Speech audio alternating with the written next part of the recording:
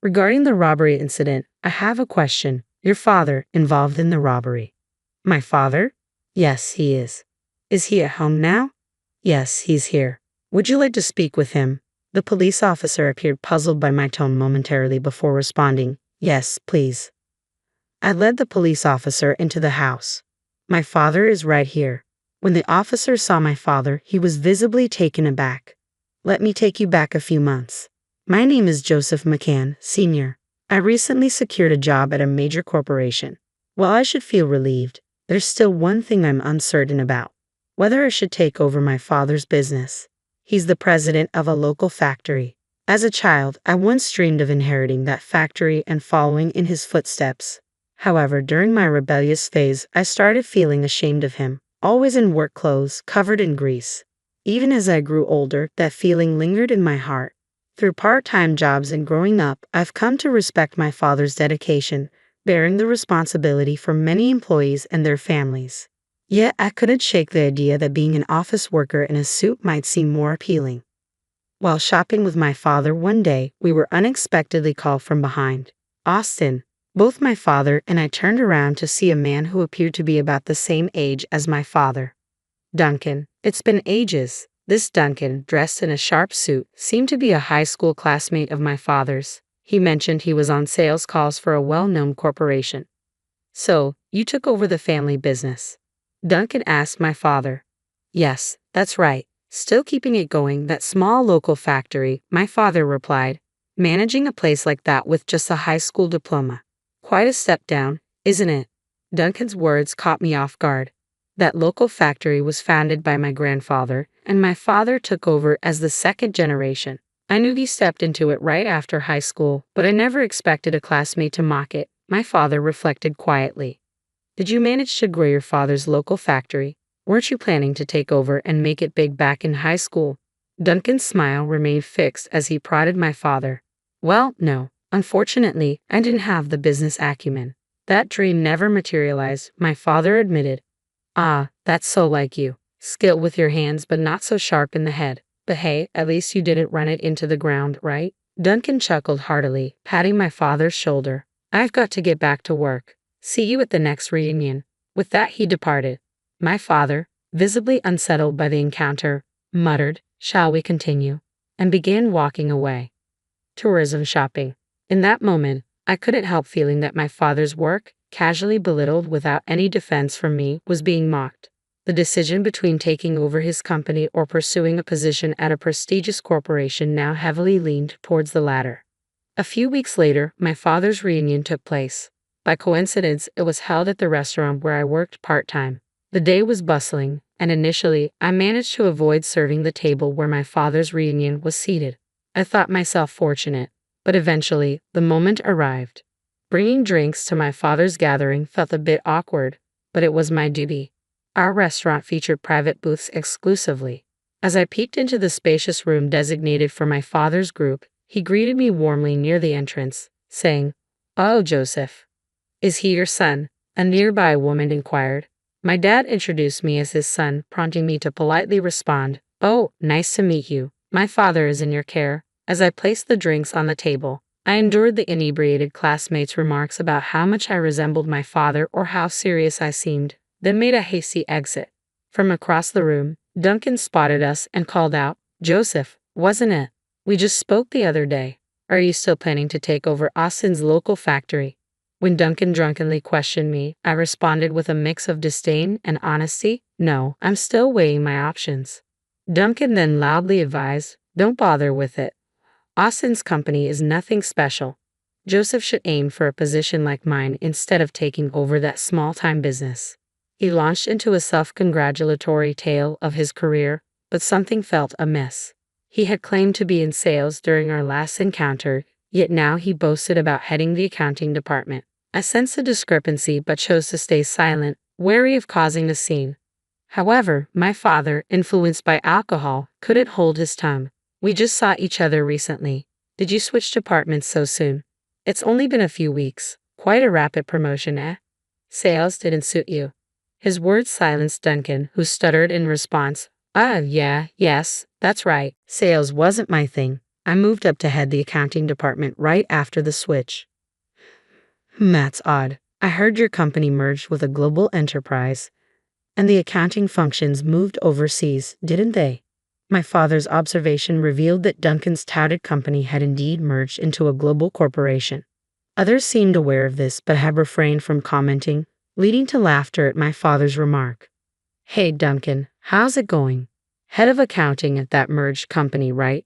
My father's innocent question shattered Duncan's composure. Please, enough. I can't stay at this gathering. Embarrassed and frustrated, Duncan stormed out, his footsteps echoing loudly. I hope I didn't say something wrong, my father mused, concerned. Those around reassured him that it wasn't his fault. Duncan had always been sensitive. Seeing my father praised for his straightforwardness made me proud. Despite being a bit tipsy, he had the courage to voice what others struggled to articulate. It was admirable. 6 months passed. I continued grappling with the decision of whether to take over my father's company. The uncertainty weighed on me daily, leaving me increasingly confused. Then, one relaxing day at home, the doorbell rang.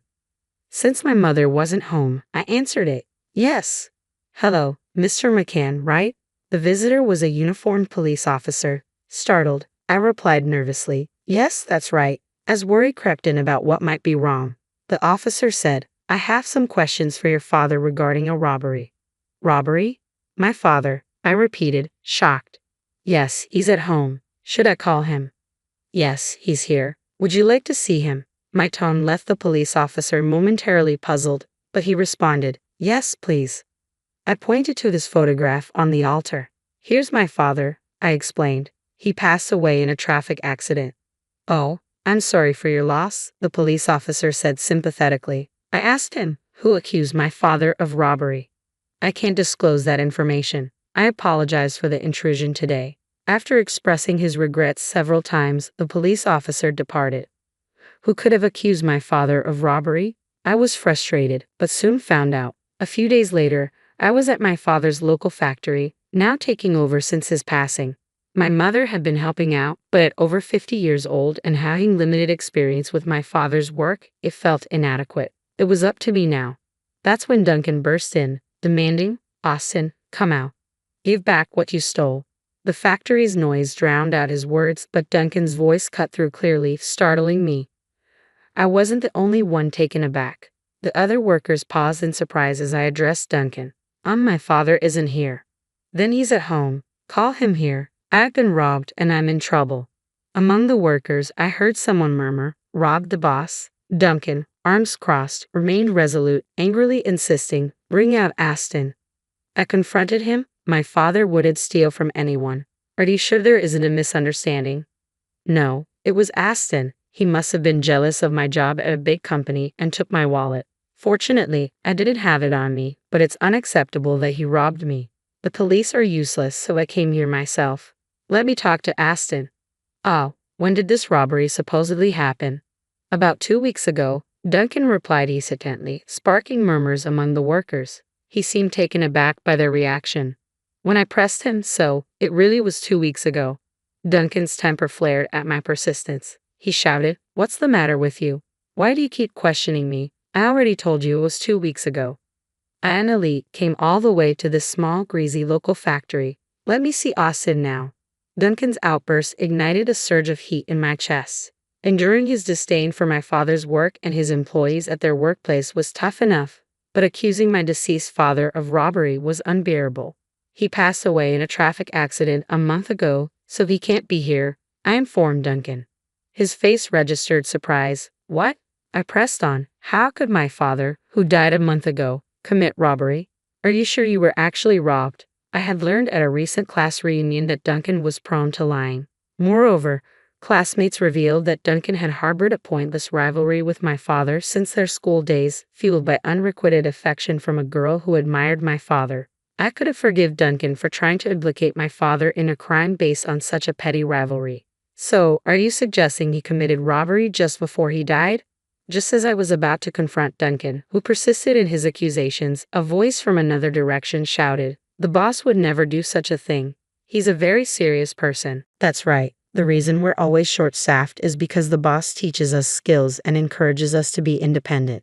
He always prioritizes his employees and clients over profits. He was a good person. The voices defending my father echoed, causing Duncan to falter. Their praise deeply moved me. I felt ashamed for ever thinking my father's work was embarrassing. He was a boss respected by his employees and loved enough for them to defend him even in this situation. Tears welled up in Duncan's eyes as more voices in support of my father echoed through the factory. I delivered the final blow. I will definitely bring this to the police, accusing my father falsely. With that, Duncan let out a cry and rushed out of the factory. Following that, I went to the police to report Duncan's attempt to frame my father. As I had promised, the evidence included Duncan's statement, recorded on a mobile phone by one of the thoughtful employees. The police acted swiftly upon receiving the evidence, and Duncan was apprehended shortly thereafter. Duncan's attempt to frame someone with false charges landed him behind bars for a while. He had mocked my father while he was alive and continued to slander him even after his passing. I found some solace in thinking that he deserved the consequences. A few days later, a woman claiming to be Duncan's wife visited to apologize to my mother and me. When I asked if Duncan's vendetta against my father stemmed from the reunion incident, Duncan's wife sighed and confirmed, "Yes, that's right. It seems it struck a nerve. The reunion triggered it." It turned out Duncan had once been a high achiever but had lost his job and struggled to find new employment. Meeting my father seemed to trigger something in him. Duncan's obsession with status led him to fabricate stories which unraveled when he drank and contradicted himself, ultimately embarrassing him. In his rage, Duncan decided to scapegoat my father, I said, stunned by the absurdity of it all. Duncan's wife shared my disbelief and revealed she intended to divorce him. Without children, and didn't face a lonely future, even if he were to be released from jail. After graduating from college, I made the decision to take over my father's company. With my father recently passed away, I felt apprehensive about managing the business. However, the memory of the employees defending my father when Duncan falsely accused him stayed with me. It inspired me to strive to be a boss who earns the love and respect of my team, a lesson I deeply internalized. While my background in business school prepared me for the managerial aspects my father handled, I relied on the staff to teach me the technical aspects they were experts in. Their response was always supportive. "We'll teach you everything you need to know." As the boss's son, they willingly shared memories of my father, each story highlighting his remarkable character. "Dad, you were truly amazing. I regret not realizing it sooner while you were with us." "I'm sincerely sorry," I murmured to his picture, stained with oil after a day's work.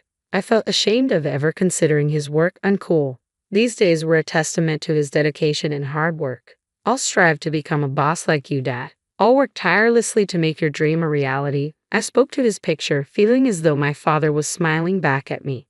My goal is to honor my father's legacy by expanding our local factory, a family business since my grandfather's era. I'm determined to carry on his vision.